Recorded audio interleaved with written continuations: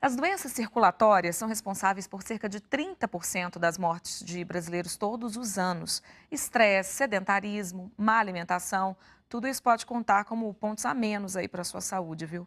A angiologista Juliana Biagione de Almeida Magalhães Carneiro veio conversar com a gente sobre esse assunto. Bom dia, doutora, seja muito bem-vinda. Bom dia. As doenças circulatórias, então, elas são divididas em 3 tipos. Como é que é? Nós temos as doenças arteriais, as venosas e as linfáticas. Cada uma tem algumas que são mais frequentes, né? Para a gente entender um pouquinho, primeiro a gente tem que saber o que são as artérias, as veias e o sistema linfático. As artérias são os vasos que levam o sangue do coração para o nosso corpo, levam oxigênio, os nutrientes. As veias são os vasos que fazem o retorno desse sangue. E o sistema linfático retira o excesso de líquido dos tecidos. E quais são as doenças circulatórias mais comuns, então, nesses tipos? As doenças arteriais mais frequentes são as ateroscleróticas. São aquelas em que há um acúmulo de colesterol e outras substâncias, formando uma placa no interior dessas artérias, dificultando a chegada do sangue em determinada região do corpo. A gente pensa sempre nas varizes quando se fala em doenças As circulatórias. varizes são as mais frequentes doenças venosas. As varizes dos membros inferiores, as tromboses também. Então, nas varizes das pernas, a gente tem uma dificuldade do sangue subir do pé de volta para o coração.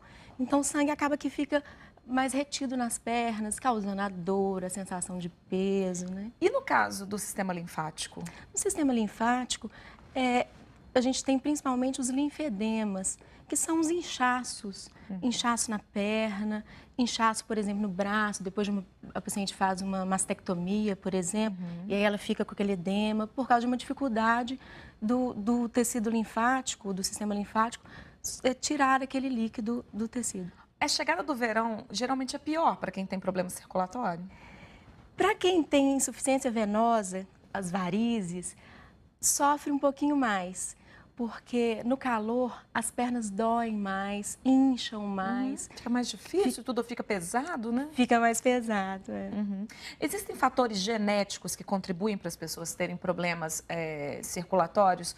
Ou o estilo de vida é o que conta mais? A gente tem vários fatores de risco para cada tipo de doença circulatória. Sempre tem uma história genética importante, incluída nos fatores de risco, mas o estilo de vida é muito importante. A história genética, a idade, o sexo, a gente não pode mudar. Sim. Né? Os outros fatores de risco, todos são importantes da gente prestar atenção, porque eles a gente pode mexer. Vamos falar então desses fatores de risco aí. Cigarro eu sei que é péssimo. É péssimo, sempre. Então, a primeira coisa sempre é parar de fumar, tentar pelo menos diminuir o número de cigarros, procurar uma ajuda para parar, porque atrapalha demais. O estresse está muito envolvido em doença arterial, derrame, que é o acidente vascular cerebral, infarto. Então, tem que procurar ter hábitos de vida mais saudáveis para poder diminuir o estresse. Alimentação saudável, diminuir o colesterol, evitar a obesidade. Tudo isso conta muito, né?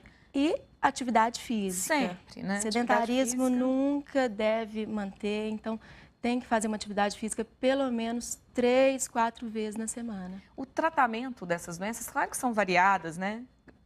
Como já foi explicado, mas o tratamento geralmente é complicado, não é? O tratamento, ele é bem variado. A gente tem que pensar que esses fatores que a gente usa para poder prevenir fazem parte do tratamento também. Sim. Então, a pessoa começou a sentir algum sintoma, começou a apresentar uma doença circulatória, ela deve manter esses cuidados preventivos sempre. Agora, pode terminar, E aí, existe tratamento clínico, que é o uso de medicação, no caso de varizes, uso de meia compressiva, por exemplo. E existem tratamentos cirúrgicos também. Também, né? E você falou de quando a pessoa começou a sentir. Começou a sentir o quê? Quais são os sinais? Começou a sentir os sintomas, os sinais.